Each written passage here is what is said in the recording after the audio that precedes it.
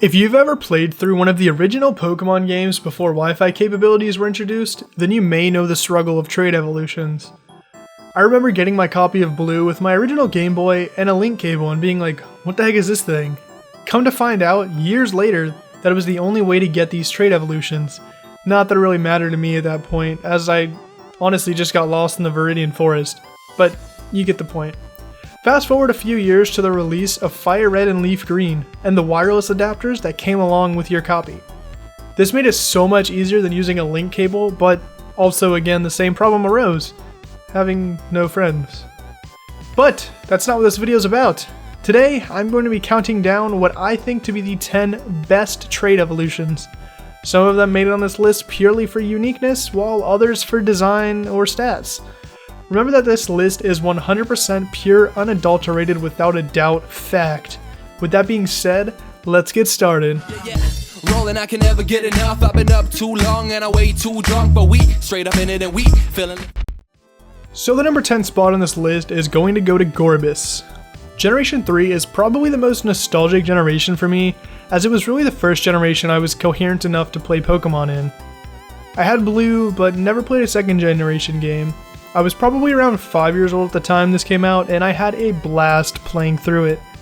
I remember sneaking my Game Boy into my backpack and playing it on the bus taking me to and from school. One day while I was playing through, I encountered this strange little clam under the sea and tried using it, then realizing that it was awful unless it was holding either the deep sea scale or the deep sea tooth. Now trading it with either of these items would result in an evolution into either Huntail or Gorbis. Personally though, I've always found Gorbis to be a much better Pokemon. It's excellent for running on a Shell Smash or baton passing team, plus it's got an amazing special attack stat. Also, when you check out this thing's Pokédex entry in Pokemon Alpha Sapphire, it reads, "Although Gorbis is the very picture of elegance and beauty while swimming, it is also cruel. When it spots prey, this Pokemon inserts its thin mouth into the prey's body and begins to drain the prey of its body fluids." Alright, so don't kill me for this one, but the number 9 spot is going to go to Trevenant. Now, before I trigger anyone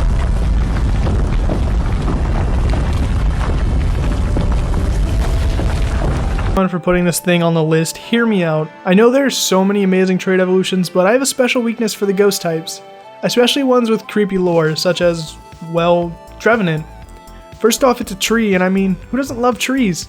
If that's not creepy enough, though, phantoms are said to be possessed by the spirits of children who died in the forest, and if that's not enough to creep you out, then you're just not normal. I mean, I'm terrified right now just thinking about it. This number 8 spot is going to be a pretty solid one. Maybe even rock solid.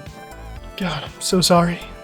Anyway, this spot is going to go to Rhyperior for many reasons. The Generation 4 games introduced what I consider to be 4 of my favorite trait evolutions to 4 Pokemon that I really like. I was honestly considering just throwing them all into one spot on this list, but for the sake of keeping it to within 10 Pokemon, I'll just keep Rhyperior here. This thing is a total powerhouse with access to Stab, Earthquakes, and its signature move Rock Wrecker, along with its ability Solid Rock. Plus, its design is just out of this world. Alright, so the number 7 spot is going to go to Dusknoir. This is one Pokemon that I just fell in love with when I first found it. I can remember playing through the 3rd gen games and always picking up a Duskull to use on my team, and for those of you who don't know, I used to be really into competitive battling, and Dusclops with Eviolite was just amazing in UU. So I guess that just really makes me love this thing even more. Also, it's basically the Reaper of Pokemon, so he just brings along the sense of edginess with him.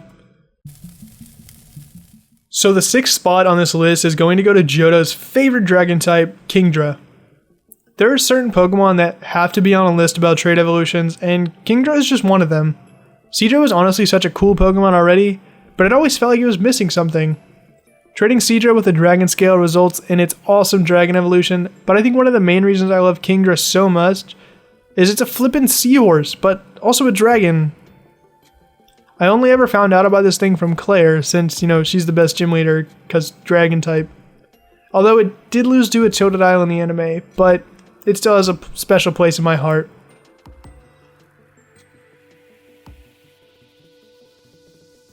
Alright, so remember when I said there are certain Pokemon on everyone's trade list?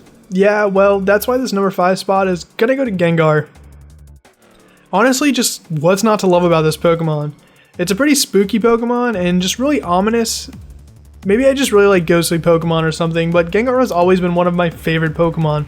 And to obtain it, you only have to evolve a Haunter. While in the early generations, this was extremely hard to do, but now with Wi-Fi, it's so easy to get access to this absolute powerhouse of a Pokemon. And don't even get me started on its amazing Mega Evolution. Yet another amazing Pokemon on this list is Alakazam. In the Red and Blue games, Alakazam was incredibly broken as the Psychic type had no weaknesses. It's an incredibly fast Pokemon and hits crazy hard. Also, the lack of abilities in Gen 1 didn't really help nor harm Alakazam. Even now, this Pokemon hits hard and does damage, and lots of it. Alright, so this number 3 spot is going to go to 2 different Pokemon, but they require each other to actually evolve. Escavalier and Akelgor are the evolved forms of Shelmet and Karrablast, but what really makes these two unique is that they need to be traded with each other to evolve.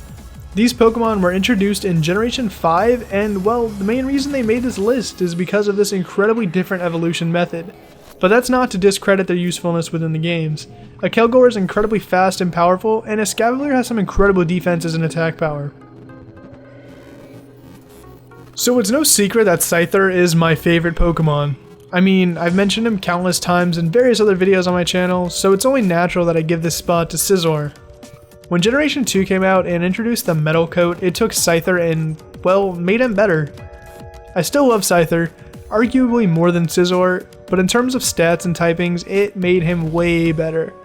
It made him a complete monster in-game, especially when the physical special split was first implemented.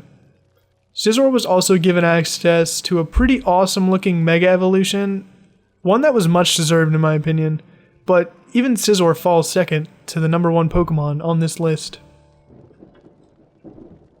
Okay, so the number 1 spot is actually going to 2 Pokemon once again, but they go hand in hand. Trust me. Porygon 2 and Porygon Z are 2 Pokemon that I think really shine when it comes to trait evolutions.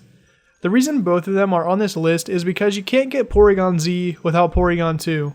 Like, it's literally impossible. And both of them shine in different ways. Porygon 2 with an Eviolite is a bulky god, especially with access to recover. It can take hits for days, unless, you know, it loses its item to like a knockoff or something. But Porygon Z can hit you with the finest of tri-attacks, dishing out huge amounts of damage with Stab and its ability Adaptability. It's going to blow any Pokemon back that stands in its way.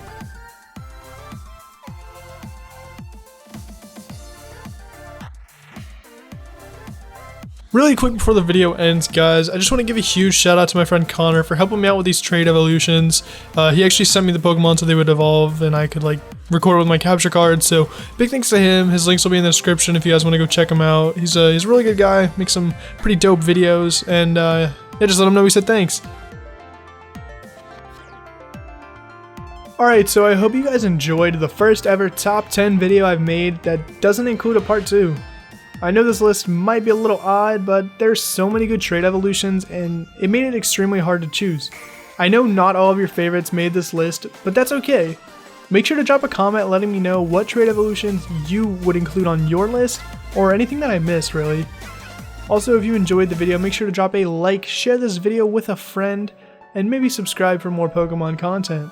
If you want to see more videos like this, then you can just click that little I button in the top right to view the playlist of countdown videos, or check the description for a link to the playlist. We're almost at 5,000 subscribers, and that absolutely blows my mind, so thank you all much for the love and support, and I cannot wait to hit 10,000. You guys rock. As for comment of the week, last week's video was top 5 possible Alola form Pokemon for Sun and Moon, and this week it's going to Oxy Mercury, who said, "Whoop, not to be biased, I wanted Alolan Wooper and Quagsire. Wooper is based off an Axolotl. They live in giant and extremely dark caves. I think it would pick up the dark type and become a dark water type. Also, Wooper is my favorite Pokemon." Thanks, Oxy. Wooper's my favorite Pokemon too, and I think that would actually be really cool. Remember to get your comment featured. All you have to do is leave a meaningful and additive comment on this video, and you might just make it for next week's video. That'll do it for today, and I'll see you guys next time.